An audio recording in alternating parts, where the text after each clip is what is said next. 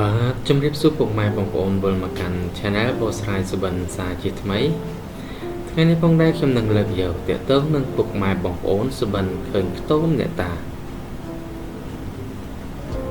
បាទ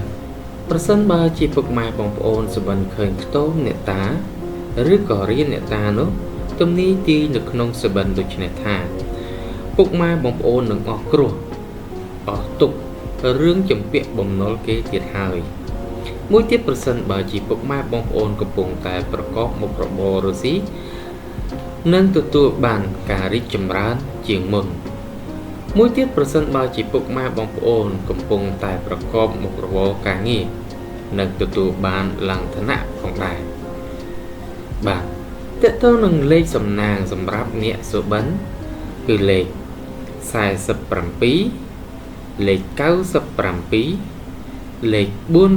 474លេខ477និងលេខ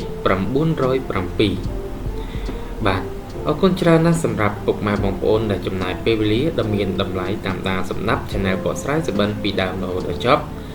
ជាចុងក្រោយនេះក៏ខ្ញុំបាទក៏សូមជូនពរពុកម៉ែបងប្អូនជួបតែសំណាងល្អគ្រប់គ្នា